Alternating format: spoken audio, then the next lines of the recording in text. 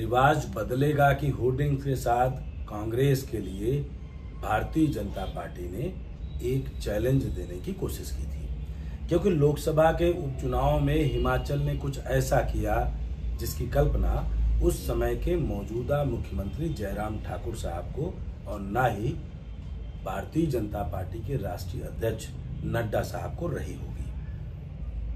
प्रदेश की तगड़ी राजनीति की दमखम व्यवस्था को दिखाने का जिम्मा तब राष्ट्रीय अध्यक्ष जेपी नड्डा जी के साथ था और उसको जीत के साथ अलग पैमाना देने का पूरा काम केंद्रीय सूचना प्रसारण एवं खेल मंत्री अनुराग सिंह ठाकुर साहब के जिम्मे। लेकिन इन सब दोनों लोगों के होते हुए भी जयराम ठाकुर साहब की डबल इंजन सरकार में कांग्रेस ने इनके नाक के नीचे से 3 सीटें विधानसभा की और एक लोकसभा के उपचुनाव वाली सीट निकाल ली। हिमाचल प्रदेश ने तब शायद ऐसा नहीं सोचा होगा कि हिमाचल प्रदेश की राजनीति में कुछ बड़ा तूफान आने वाला है। राजा वीरभद्र के नाम की सियासत को आगे बढ़ाते हुए कांग्रेस के लोगों ने राजा वीरभद्र के आंसुओं के बल पर हिमाचल प्रदेश में सरकार बनाई। अगर किसी को गलतफहमी है कि हिमाचल प्रदेश की सरकार बनाने में सुक्खू साहब का हाथ है या किसी बड़े नेता का हाथ है तो यह गलत है। ना तो रानी प्रतिभा सिंह, ना सुखविंदर सिंह सुक्खू, ना मुकेश अग्निहोत्री, ना राजा विक्रमादित्य। इन सब से बड़ा नाम कांग्रेस की पहचान स्वर्गीय राजा वीरभद्र, जिनके नाम पर कांग्रेस ने संगठित तरीके से चुनाव लड़ा और रिवाज बदलने वाली होर्डिंग को दरकिनार करते हुए सत्ता पर कदम रखा। सत्ता के पहले दिन कुछ ऐसा हुआ जहां से दिखने लगा कि संगठन सत्ता सियासत के इस खेल में कुछ अलग रंग पर है। रानी प्रतिभा सिंह की अध्यक्षता और उनके समर्थकों का हुजूम जब सड़क पर उजड़ा तो उनके सड़क पर उमड़ने के बाद उस समय के मौजूदा प्रभारी और पर्यवेक्षकों ने निर्णय कुछ अलग लिया जो अप्रत्याशित था। अप्रत्याशित इसलिए कि उन्होंने सुखविंदर सिंह सुक्खू को मुख्यमंत्री बनाया और उप मुख्यमंत्री के रूप में मुकेश अग्निहोत्री का नाम रखा गया और राजा विक्रमादित्य को पीडब्ल्यूडी मंत्रालय के साथ साथ कुछ भारी भरकम चीजें दी गई। लेकिन यहाँ तक आते आते विक्रमादित्य ने जो 2, 4, 5 दिन 10 दिन का सफर तय किया था उसमें हिमाचल को यह एहसास हो गया कि यह सरकार राजा विक्रमादित्य को, रानी प्रतिभा सिंह को, या यूं कहें कि राजा वीरभद्र की विरासत संभालने वाले लोगों को दरकिनार करेगी। और हुआ भी ऐसा ही। बड़ी चालाकी से सुखविंदर सिंह सुक्खू साहब ने सीपीएस की कई जिम्मेदारियां कुल्लू के विधायक सुंदर सिंह ठाकुर साहब को सौंपी, यह मानते हुए, यह जानते हुए कि मंडी की लोकसभा की जीत में सुंदर सिंह ठाकुर का बड़ा अहम रोल था। बाकी साथियों और कार्यकर्ताओं का रोल तो अलग था ही, लेकिन यह एक ऐसी बिसात थी जो सुखविंदर सिंह सुक्खू साहब ने बिछाई और वहां से हमला शुरू हुआ रानी प्रतिभा सिंह और उनके वफादारों के ऊपर अलग अलग तरीके से। मनाली के मौजूदा विधायक भुवनेश्वर सिंह गौड़ माना जाता है कि सुखविंदर सिंह सुक्खू साहब के करीबी है और अपने पिताजी की पुरानी विरासत को बड़े अलग तरीके से निभा भी रहे हैं। कितना, कैसे, कितनी साफगोई से निभा रहे हैं यह मनाली की जनता जाने, मनाली के लोग जाने। लेकिन उनका सुखविंदर सिंह सुक्खू के साथ खड़े होना, हमेशा खड़े होना, इस बात का सबूत है कि वो सुक्खू खेमे के हैं।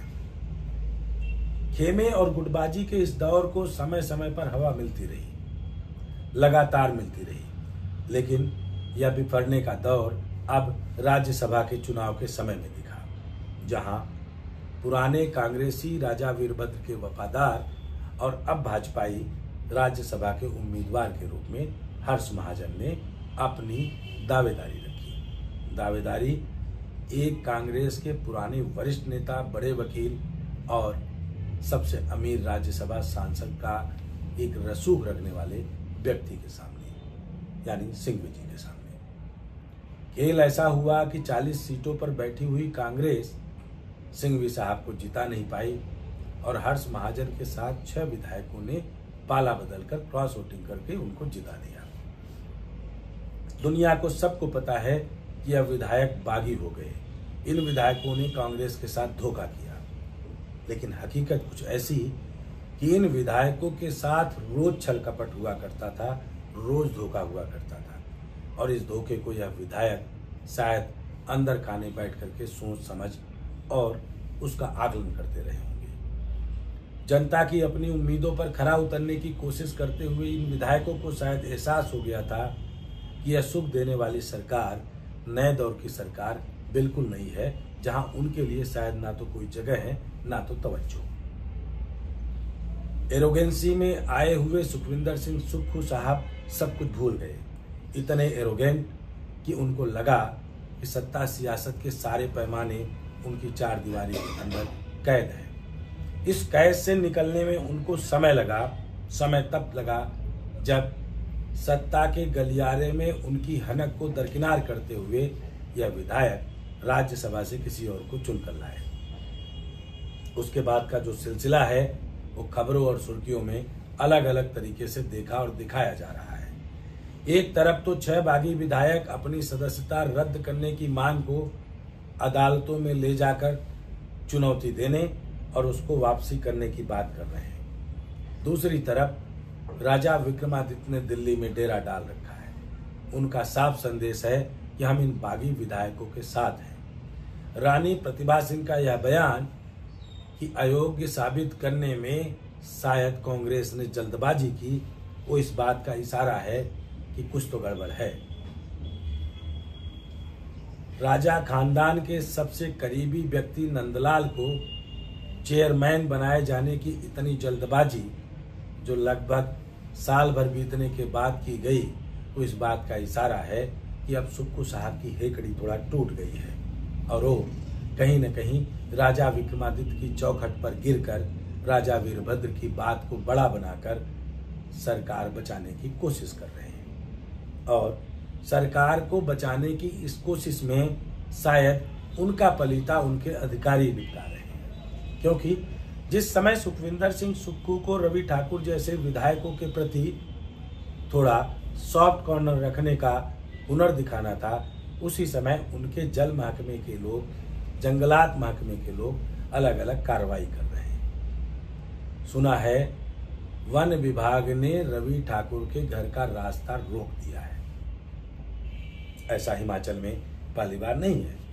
भाजपा के मंत्रियों ने ना जाने कितनी जनता का रास्ता रोका होगा और कांग्रेस ने भी ना जाने कितने लोगों का रास्ता रोका और निपटाया होगा। लेकिन चर्चा तब बनी जब कल विक्रमादित्य दिल्ली निकलने से पहले अपनी प्रोफाइल पर सब कुछ बदल देते हैं और अपने आप को हिमाचल का सेवक जता देते हैं। यह दौर कुछ अलग है।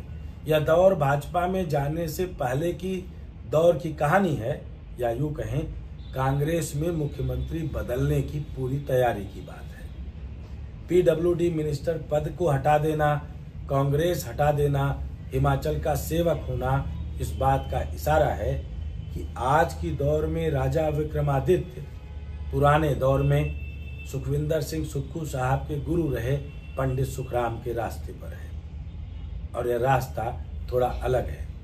हालांकि पंडित सुखराम की राजनीति को हिमाचल प्रदेश ज्यादा दिन तक ना संभाल पाया ना पचा पाया, लेकिन आज की तारीख में कांग्रेस जिस तरीके के रास्ते पर है, जिस डगर पर है, वहां हर कुछ उसको सहेज कर रखने की जरूरत है। लेकिन आज इस बात का साफ इशारा है कि आने वाले समय में कांग्रेस हिमाचल प्रदेश में सत्ता में किसके साथ रहेगी, यानी कांग्रेस होगी किसकी, कांग्रेस राजा विक्रमादित्य वाली या कांग्रेस सुखविंदर सिंह सुक्खू वाली या कांग्रेस राहुल गांधी वाली।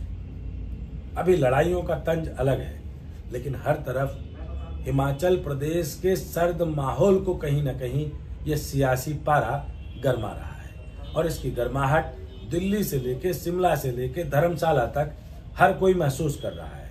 इस गर्माहट को हिमाचल की जनता भी महसूस कर रही है। हिमाचल के कांग्रेस के कार्यकर्ता सड़क पर उतरकर हमीरपुर में राजेंद्र राणा का विरोध कर रहे हैं, तो हमीरपुर में भारतीय जनता पार्टी भी राजेंद्र राणा के बढ़ते हुए कद या भारतीय जनता पार्टी में वापसी को लेकर थोड़ा परेशान सी है।